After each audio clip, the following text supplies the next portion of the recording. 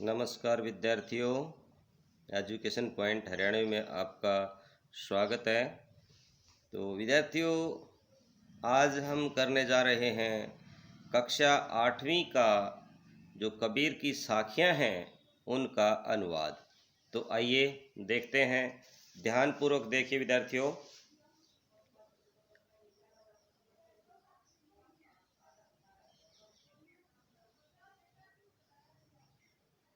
तो साखियाँ पढ़ने से पहले हम उसके जो शब्दार्थ हैं वो पढ़ते हैं। ज्ञान, जानकारी, म्यान, तलवार रखने का एक कोष, गारी, गाली या अपशब्द, कर होता है बेटा हाथ, दूहूं, दस, दिशी, दिशाएं, सुमिरन, ईश्वर का नाम करना, जप करना, भक्ति का एक प्रकार।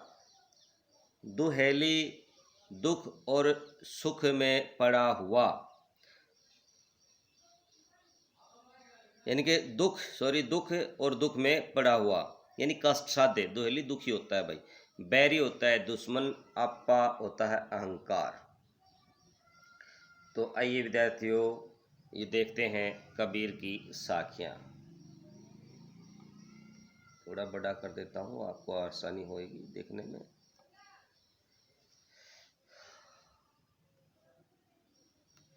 जाति न पूछो साध की, पूछ लीजिए ज्ञान, मोल करो तरवार का, पड़ा रहने दो म्यान।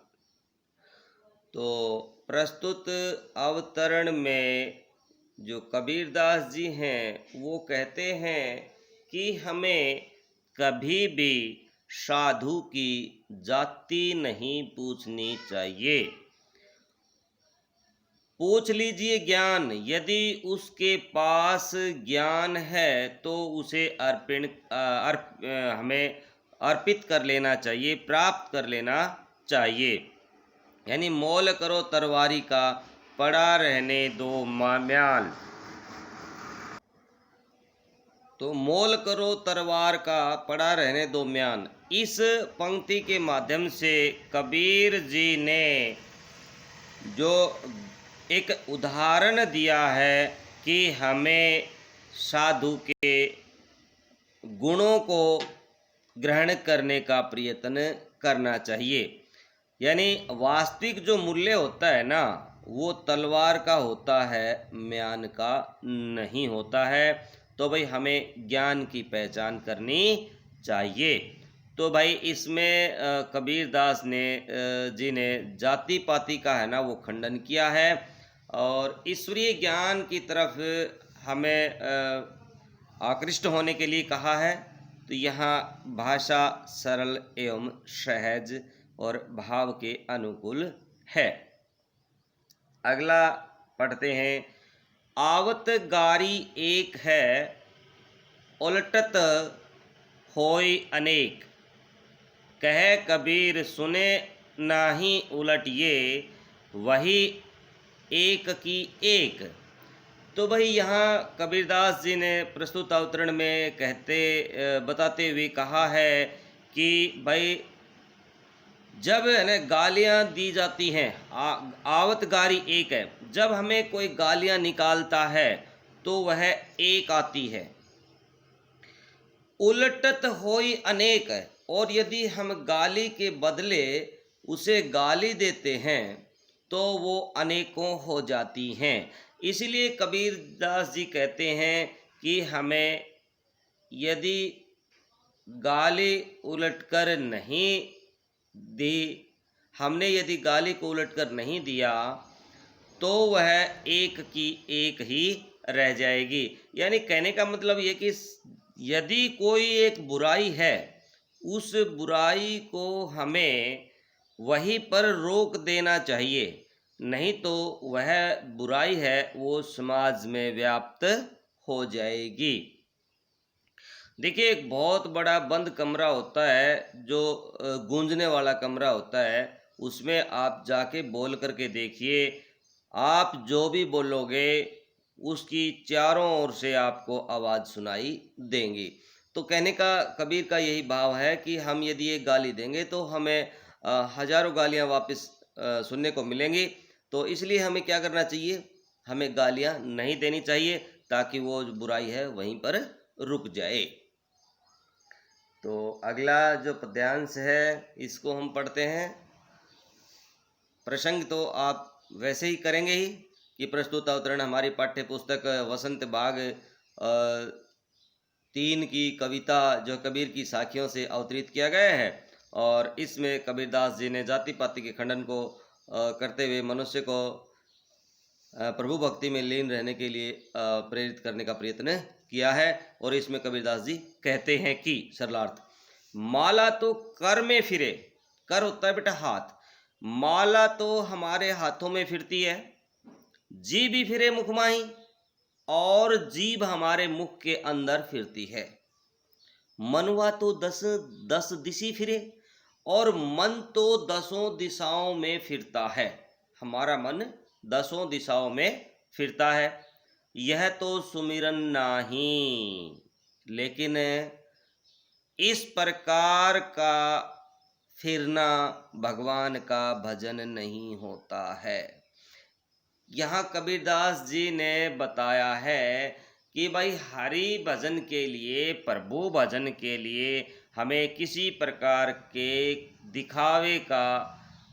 दिखावा करने की ज़रूरत नहीं है। यानी दिखावे का खंडन किया है कि भगवान तो हमें घर बैठे बैठे भी मिल सकते हैं यदि सच्ची श्रद्धा और भक्ति से, यदि हम भक्ति भावना में संलिप्त हो जाएं। आगे बढ़िए। अगला जो कबीर की जो साखी है, कबीर घास न नींदिए, जो पाँव तली होए, उड़ी पड़े जब आँखी में, खरी दुलेई होए। तो इस साखी को भाई और तरह से भी गाते हैं। तिनका कभू न नींदिए, जो पायन तर होए, उड़ियन आँखी परी, पीर घनेरी होए कबीरा, पीर घनेरी होए। कबीरदास जी कहते हैं कि हमारे पैरों के नीचे रहने वाली हरी घास है, उसकी भी हमें निंदा नहीं करनी चाहिए, क्योंकि किसी दिन वह उड़ कर के हमारी आँखों में पड़ जाती है तो बड़ा कष्ट देती है। यानी यहाँ कबीरदास जी ने समझाने का प्रयत्न किया है कि हमें छोटे लोगों की निंदा नहीं करनी चाहिए। यदि कभी उनके जो अरमान है वो जाग उठते हैं, उनका जोश जाग उठता है, तो हमारे लिए बड़ा कष्टदायी होता है। तो यहाँ कबीरदास जी ने दूसरों की निंदा करने वालों की ओर संकेत करने का प्रयत्न किया है। कवि की भाषा सरल एवं सहज है। अगले पद्य की तरफ बढ़ते हैं भाई, जो लास्ट है। जग में बैरी कोई नहीं, जो मन शीतल सोए, या आपा को डारी दे, दया करे सब कोय। तो जग में बैरी कोई नहीं है, इस संसार में कोई शत्रु नहीं है, जो मन शीतल सोए। यानी कि यदि हमारे मन के अंदर शांति होती है ना, तो इस संसार में हमारा कोई शत्रु नहीं रहता है। तब तक लोग हमारे शत्रु रहते हैं जब तक हमारा मन अशांत रहता है। आपा या आपा को डारी दे, आपा का अर्थ यहाँ बेटा घमंड से है। यदि हम अपने अभिमान को, दर्प को, घमंड को छोड़ देते हैं ना, तो दया करे सब कोय, सभी व्यक्ति दया दृष्टि से हमारी तरफ देखने लग जाएंगे। यानी हमारे से भाव है, समाज का हर प्राणी है वो दया की दृष्टि से देखेगा और कोई अपयश या बुरा कर्तव्य नहीं करेगा। तो विद्यार्थियों, ये हमने कबीर की साखियाँ देखी। आशा है आपको समझ में आ गई होंगी। तो आप बने रहिए मेरे साथ एजुकेशन पॉइंट हरियाणवी पर। आपका सिलेबस ऐसे ही धीरे धीरे करवाता रहूँगा, आप करते रहिए। यदि आप मेरे चैनल पर नए हैं, अभी तक चैनल को सब्सक्राइब नहीं किया है, तो प्लीज़ आप उसे सब्सक्राइब ज़रूर कर लीजिएगा और बेल आइकन को दबा लें ताकि आने वाला हर वीडियो आप तक सबसे पहले पहुँचे। जय हिंद, जय भारत।